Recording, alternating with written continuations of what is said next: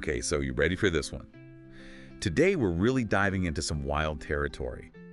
Luis Elizondo and his book, Imminent. We've got excerpts from all different parts of it. And our mission here, I think, is to go way beyond just like the typical UFO headlines. Yeah. What we really want to try to unpack is, why a guy like Elizondo, someone with his background in intelligence, would stake his entire reputation on this? What has he seen? What kind of evidence are we talking about? And then the big one, right? What does it all mean for, for us? Well, and that's really the core question that hangs over everything, right? Even the foreword to Elizondo's book, which is written by someone who clearly knows him very well, kind of throws up this idea that Elizondo might be one of those figures who fundamentally changes the course of history.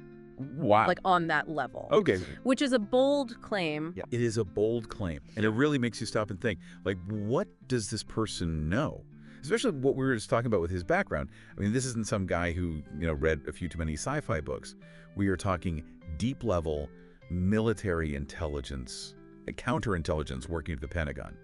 Even stuff like remote viewing programs. Yeah, you don't get much higher clearance than that, right? And I think that's what immediately makes this different. When you have someone with that kind of training, someone who's literally wired to analyze threats, to separate fact from fiction, when they become this convinced by something, you kind of have to sit up and take notice. Absolutely. And for Elizondo, it seemed like there was one event in particular that really solidified everything for him. The USS Nimitz encounter back in 2004. And again, we're not talking about grainy footage of lights in the sky. This involved multiple Navy pilots, radar operators, all witnessing something completely strange. It was a turning point for a lot of reasons. I mean, picture this. A 48-foot-long wingless craft, white, silent, making maneuvers that just completely defy our understanding of physics. Right, and they were literally comparing it to a tic-tac because of its shape and these really erratic movements. These guys were baffled. As they should be. Yeah, and it wasn't just a quick glimpse either. This thing was tracked on radar, seen by multiple witnesses, and it interacted with those pilots for a significant amount of time. We're talking highly trained professionals. Right. People who know their aircraft. They know the limits of what's possible. Exactly. And that's what makes their accounts so credible and so unsettling at the same time. This wasn't some distant blip on a screen. They were close enough to see it move silently, to see it hover and then accelerate at just mind-blowing speeds. Right, and to be clear, the Nimitz encounter, that's just one of many examples that Elizondo talks about.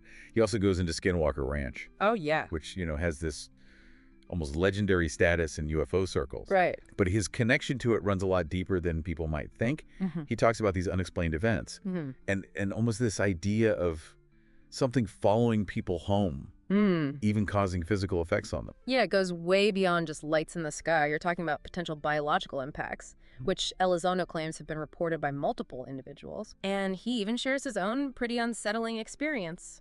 An orb appearing inside his own home. Okay, now that's getting a little too close for comfort. It definitely adds a whole other layer of strangeness to this whole thing, wouldn't you say? For sure. I mean, it's one thing to see something weird out in the desert, you know.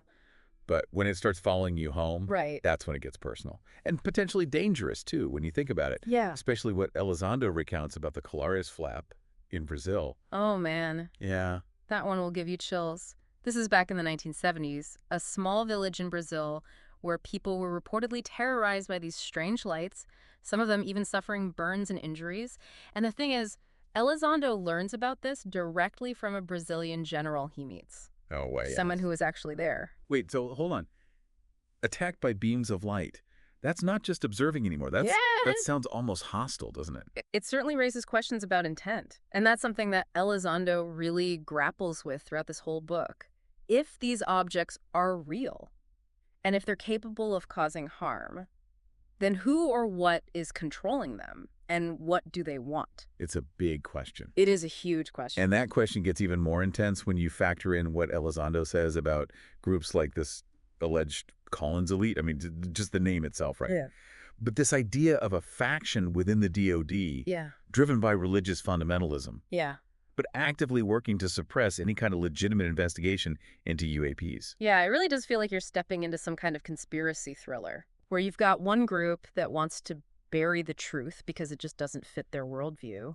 And then on the other hand, you've got this legacy program supposedly hoarding recovered UAP material and technology. So who do you even trust at that point? Right. It's like this tangled web, Yeah. and you're left wondering who's really pulling the strings. Exactly. But Elizondo, in the midst of all this secrecy and speculation, he tries to bring some order to the chaos. He lays out these 6 key characteristics of UAPs. He calls them observables. Right, and these aren't just like random observations. These are recurring patterns based on years of analyzing reports, witness testimonies, data. Exactly. And they get to the heart of what makes UAPs so different from anything that, we understand. Right. And the first one on this list, hypersonic speed. Yeah. And we're not talking about, aircraft that are pushing the limits of speed here. These are objects moving at speeds that would just obliterate conventional aircraft with no visible means of propulsion. And not just in a straight line either. No. We're talking sudden, sharp turns, accelerating, stopping on a dime. Like, how is that even possible? It would crush a human pilot. Instantly. Yeah. And all of this happening with little to no sonic boom. That's the second observable. Low observability. They're practically invisible to radar. And even when they are seen, they lack the kind of heat signatures you'd expect from something moving that fast. So it's like they're somehow bypassing the laws of physics. It really seems that way. Which leads us to the third observable, transmedium travel. Now, these things aren't just defying gravity in the air. Right. We're talking about them seamlessly transitioning between air, water, Yeah. maybe even underwater environments. This is one of the most baffling aspects of all of this. This isn't splashing down or crashing into the water. We're talking about objects that move from the air into the ocean without a splash, without any change in their speed or trajectory. It's mind-blowing. It suggests a level of technological capability that we can barely even imagine. Okay, so then you have the fourth observable, positive lift. Basically meaning these objects are generating lift without any visible wings or aerodynamic surfaces, like they're defying gravity, Right. hovering effortlessly and then just shooting off at incredible velocities. It's as if they're manipulating gravity itself. Which, if true, I mean, it would revolutionize our understanding of physics. Okay, so that's 4 down. 2 more observables to go. Number 5, anti-gravity. And this one is pretty self-explanatory. We've got numerous reports of these objects hovering silently, making these sudden drops in a sense, all without any visible signs of propulsion. Yeah, it's like they're just playing by a completely different set of rules. It's as if they've figured out how to manipulate one of the fundamental forces of the universe. And then there's the 6th observable. And this is where things get really interesting, I think. Okay. Biological effects. People reporting burns, radiation sickness, even neurological issues after UAP encounters. And this is where it goes from being purely theoretical to something much more real. If these objects are capable of causing physical harm to humans, it raises a whole other set of questions about the potential risk involved. Definitely. And Elizondo even argues that this is especially concerning when you consider their apparent interest in nuclear facilities. They're attracted to nuclear energy. It seems so. But why? What's the connection? That is the billion-dollar question. Are they drawn to nuclear facilities simply to observe, to try understand our technology? Or could it be something more calculated, something that should maybe give us a little pause? A kind of a chilling thought. It is, especially when Elizondo uses that analogy of humanity being like gorillas stumbling upon a biologist's research site. Okay, that is a disturbingly apt analogy. Right. We think we're at the top of the food chain. But what happens when we encounter something vastly more advanced? Yeah. Something that's operating by rules that we don't yet understand. And that's where Elizondo takes us even deeper into this rabbit hole. He doesn't just stop at these observables. He actually delves into the theoretical physics. That might explain how these objects are achieving these seemingly impossible feats. So now we're talking about warp drives, space-time bubbles, harnessing zero-point energy. I mean, this is where it starts to sound like we've crossed over into science fiction. I know, right? But the thing is, Elizondo doesn't present these ideas as mere fantasy. He actually grounds them in real theoretical physics. He draws on the work of scientists like Dr. Hal Puthoff, who dedicated his career to exploring these concepts. Interesting. And he ties it back to Einstein's theories of relativity, suggesting that what we're seeing might be a form of advanced gravitational manipulation. Wait, so hold on. Are we saying that these things might be bending space and time to travel faster than light? That they're creating these little pockets where the normal rules of physics don't apply? That's exactly what Elizondo is suggesting. And you know what?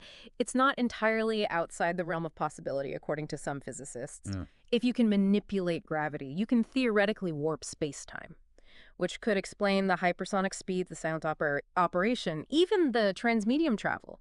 So they're essentially creating their own little shortcuts through the fabric of reality. It's a mind-blowing concept, to be sure. It's incredible. Yeah. But if even half of what Elizondo's saying is true, if this is all within the realm of possibility, then why all the secrecy? Why wouldn't we be all hands on deck trying to figure this out? Well, that's the question that has haunted this entire subject for decades, right? Yeah. And Elizondo's take is that the government's response, or really lack of response, comes down to a few things: fear, inertia, and this deep-seated need to control information. It's easier to just dismiss something as impossible than to actually confront what it would mean if it were real. And Elizondo doesn't just sit back and, complain about it. He actually takes action. He resigns from his position at the Pentagon, like in protest. Right. Frustrated with the lack of transparency, with the way that this whole UAP issue is being handled. He even mentions this plan called Operation Interloper, which involved trying to actually capture a UAP. Wow.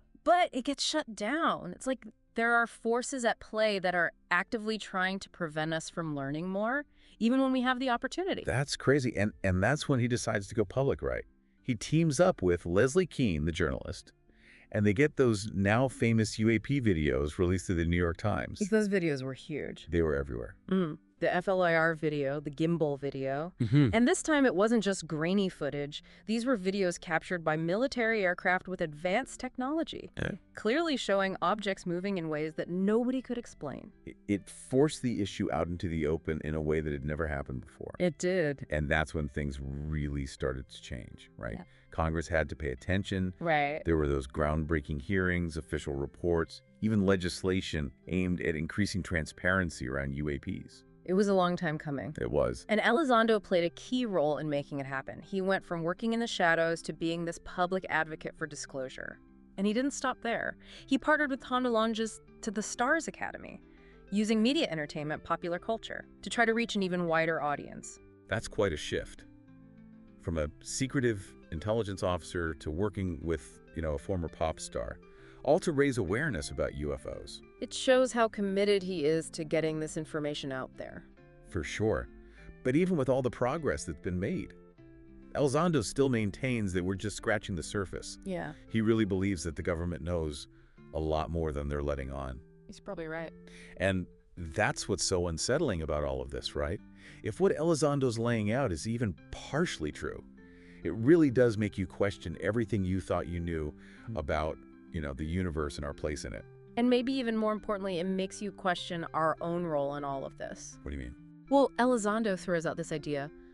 What if our development and testing of nuclear weapons are, generally aggressive actions on a planetary scale? Yeah. What if that's what attracted the attention of these UAPs in the first place? You're saying we're the ones who called them here? It's a possibility, isn't it?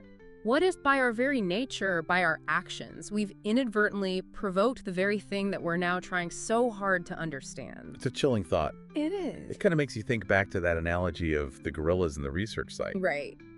Are we the gorillas in this scenario? Stumbling around with forces that we don't understand? And potentially putting ourselves at risk because of it? It's a question that goes beyond science and technology. It gets at something much deeper, something fundamental about who we are as a species. And that's a great place to leave it, I think. It's not just about UFOs or UAPs or whatever we're calling them. It's about acknowledging the vastness of what we don't know and approaching the unknown with a sense of humility and caution. And a willingness to question our assumptions Exactly. about ourselves and about the universe around us. That's our deep dive into the world of Luis Elizondo and his book, Imminent. A huge thank you to the expert for breaking it all down with us today. For everyone listening, we hope this has sparked your curiosity.